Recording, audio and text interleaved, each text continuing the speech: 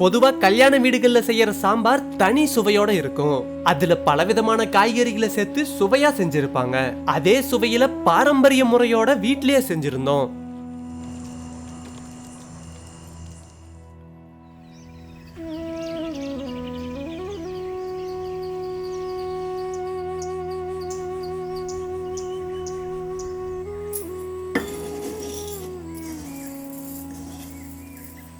கல்யாண சாம்பார் செய்யறதுக்காக 1 டம்ளர் அளவு, அதாவது 200 கிராம் துவரம் பருப்பை கழுவி ஊற வச்சிடலாம்.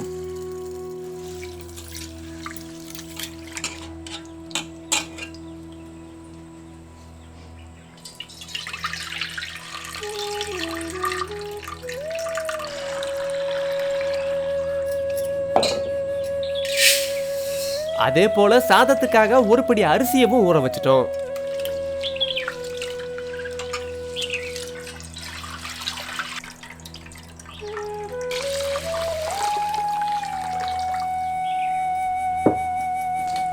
அரிசியும் பருப்பும் வேக வைக்கிறதுக்காக கொஞ்சம் தண்ணிய பானையில உலக்காய வச்சிருவோம்.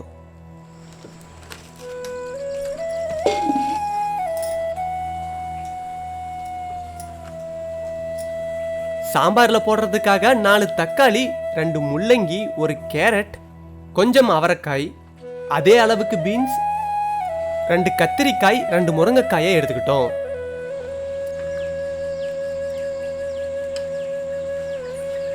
பருப்புக்காக வச்ச தண்ணி இப்ப கொதிக்க ஆரம்பிச்சிருச்சு.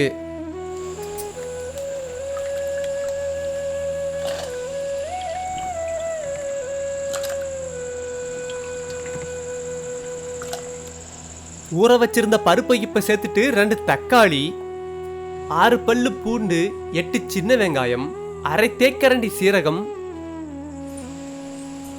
1 தேக்கரண்டி மஞ்சள் தூள், கொஞ்சம் நல்லெண்ணெய், இதெல்லாத்தையும் பருப்பு கூடவே சேர்த்து வேக வச்சுக்குவோம்.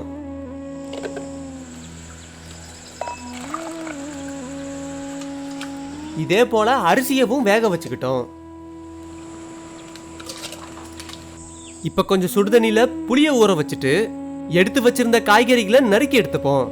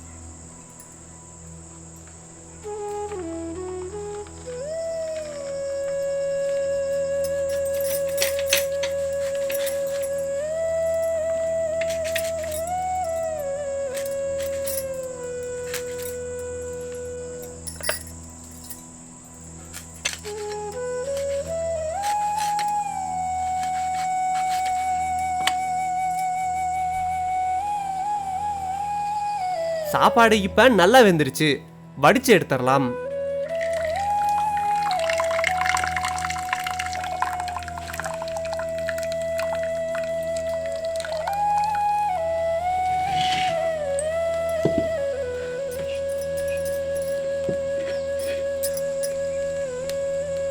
வேக வச்சிருந்த பருப்பு இப்ப நல்லா வெந்துருச்சு.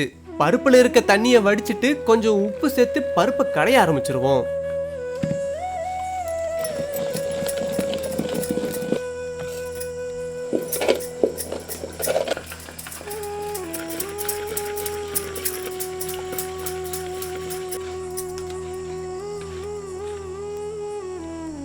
அரை தேக்கரண்டி சீரகத்தை அரைச்சு அது கூடவே பூண்டை சேர்த்து நசுக்கிட்டு 100 கிராம் சின்ன வெங்காயத்தையும் தட்டி எடுத்துப்போம்.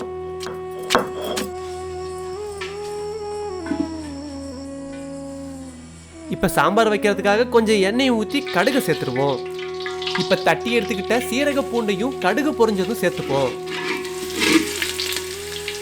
அடுத்து 5 வரமிளகாய், தட்டி எடுத்துக்கிட்ட சின்ன வெங்காயம், கூடவே கொஞ்சம் கறிவேப்பிலையை சேர்த்து வெங்காயத்தை நல்லா வதக்கிடுவோம்.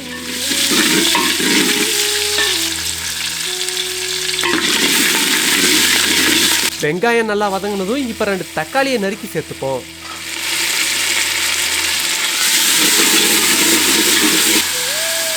இப்ப கொஞ்சம் உப்பு சேர்த்து நல்லா கிண்டிட்டு நறுக்கி வச்சிருந்த காய்கறியை சேர்த்துக்கலாம்.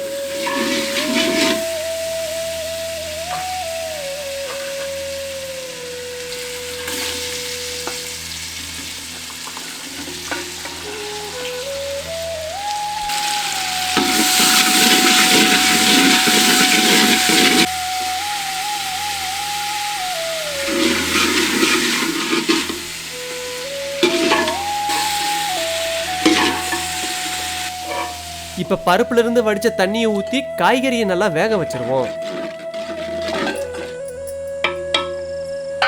இப்ப ஒரு சட்டியில 1/4 தேக்கரண்டி வெந்தயம், மிளகு, 10 கிராம் கொத்தமல்லி, பெருங்காயம்,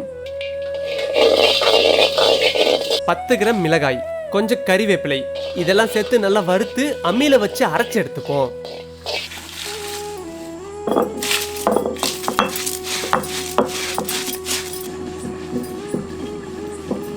இப்ப ஊற வச்சிருந்த புளியை கரைச்சி கடைஞ்சி வச்சிருந்த பருப்பு கூட சேர்த்துக்கலாம்.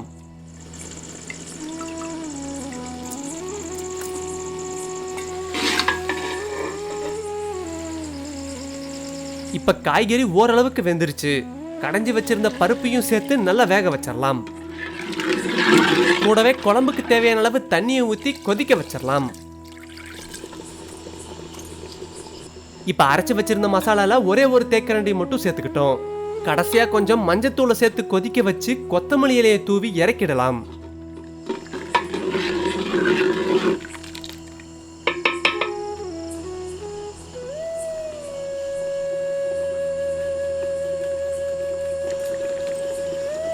கல்யாண சாம்பார் இப்ப சாப்பிட தயாராயிடுச்சு.